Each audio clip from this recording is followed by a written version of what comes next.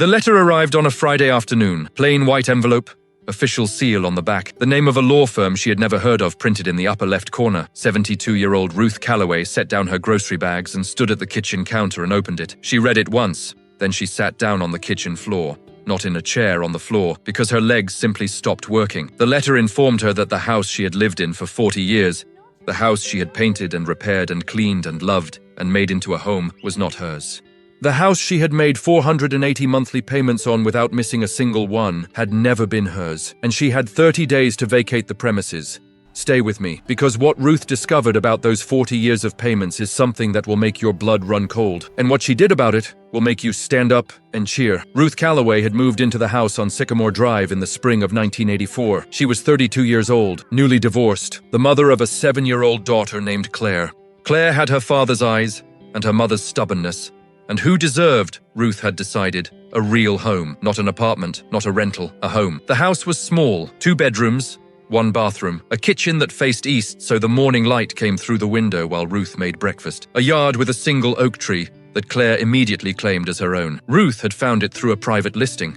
No real estate agent, no bank. A man named Gerald Pruitt had advertised it in the local newspaper. A rent-to-own arrangement, he explained. She would make monthly payments directly to him. After 40 years, the house would be hers. The terms were simple. The payments were manageable. Gerald Pruitt was a soft-spoken man in his 50s who wore clean shirts and looked her in the eye and shook her hand firmly. Ruth had signed the agreement at his kitchen table. She had not hired a lawyer. She was 32 years old and newly divorced and trying to hold her life together with both hands. She didn't know what she didn't know. She moved in the following month. She never looked back. Ruth spent 40 years building a life in that house. She raised her daughter there. She buried a cat there. She planted roses along the front fence that took 3 years to bloom. And she made every single payment on time. Every one. For 40 years. If you already feel something is very wrong, you're right. Hit that like button and keep watching. Gerald Pruitt died in 2019. Ruth attended the small funeral out of a sense of obligation. She had not been close to him. Their relationship had been professional, cordial, conducted entirely through monthly envelopes and the occasional phone call when something needed repair. She had assumed, after his death, that the house would transfer to her automatically. She had assumed wrong. Gerald Pruitt had a son. His name was Dennis Pruitt. He was 44 years old, lived in Atlanta, and had, as far as Ruth had known, no involvement whatsoever in his father's affairs. What Ruth did not know, what she had no way of knowing, was that Gerald Pruitt had never registered the rent-to-own agreement with the county. The agreement existed only on paper, signed at a kitchen table 32 years ago, with no legal standing that Dennis Pruitt's lawyers couldn't dismantle in an afternoon. The house on Sycamore Drive had passed, upon Gerald's death, entirely to his son, and Dennis Pruitt wanted to sell it. The letter gave Ruth 30 days. Her daughter Claire arrived within 2 hours of the phone call. She was 45 now, practical and sharp, with the same stubbornness Ruth had always recognized in her. She read the letter standing at the kitchen counter. Then she read it again. "This is fraud," she said. Ruth was sitting at the table with her hands folded. "It may be," she said, "but it may also be legal.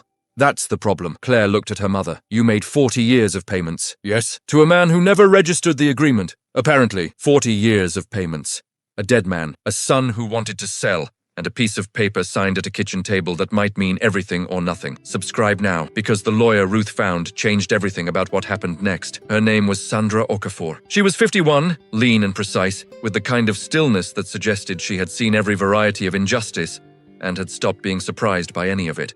She had built her practice over 20 years on exactly these kinds of cases. Informal agreements, vulnerable people, predatory arrangements dressed up as opportunities. Ruth sat across from her and told her everything. Sandra listened without interrupting. She read the original agreement. She reviewed the 40 years of payment receipts, which Ruth had kept, every single one, in a shoebox in the bedroom closet, because she was the kind of woman who kept things. Sandra looked up. "You kept all of them?" she asked. "Every one," Ruth said. "From the first month to last month." Sandra looked at the receipts for a long moment. Then she said, "Good, because we're going to need them." The legal argument was not simple. Dennis Pruitt's lawyers were good. They argued that the original agreement was unenforceable, that no formal deed had ever been transferred, that the property had passed legitimately to their client upon Gerald Pruitt's death, and that Ruth's occupancy, however long, did not constitute ownership.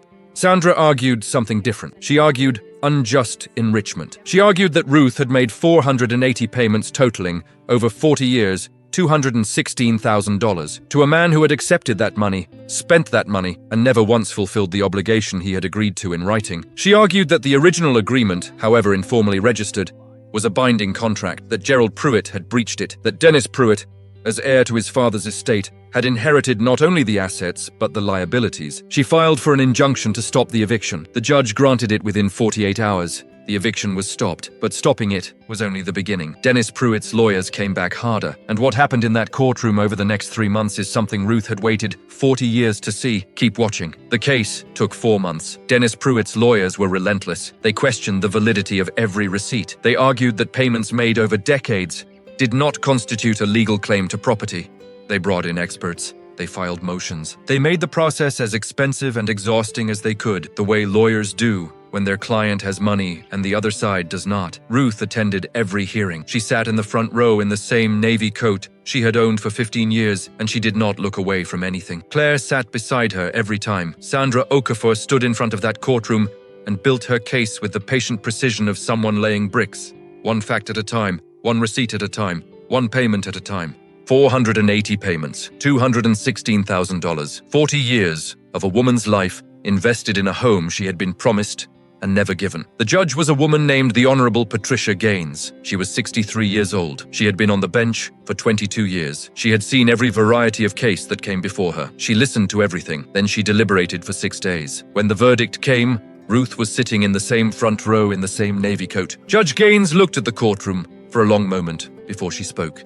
She said that the evidence presented left no reasonable doubt that Gerald Pruitt had entered into a binding contractual agreement with Ruth Calloway in 1984, that he had accepted payment under that agreement for 40 years, that his failure to register the agreement or transfer the deed did not nullify the contract, it violated it. She said that Dennis Pruitt, as heir to his father's estate, had inherited that obligation. She ordered the deed to the house on Sycamore Drive transferred to Ruth Calloway immediately. She ordered Dennis Pruitt to pay Ruth's legal fees in full, and she ordered an additional judgment of $30,000 in damages for the emotional distress caused by the attempted eviction. The courtroom was very quiet when she finished. Then Claire reached over and took her mother's hand. Ruth did not cry. She had done her crying in private, in the kitchen of the house on Sycamore Drive, in the 40 days between the letter and this moment. She had cried all of it out already.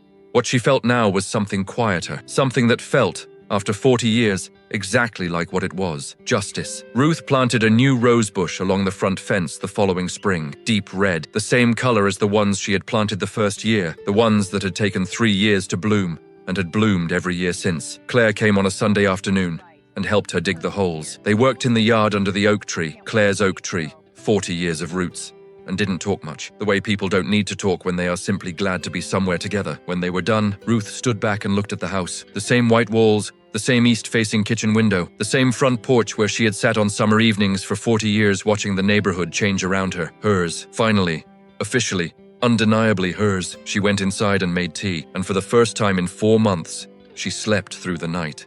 Ruth kept every receipt for 40 years, not because she expected to need them, because she was the kind of woman who kept things, and in the end, those 480 pieces of paper gave her back everything that had been taken. If this story moved you, leave a comment below. Tell me, would you have kept those receipts? And if you want more stories that will keep you up long after the screen goes dark, subscribe. New story every week. I'll see you in the next one.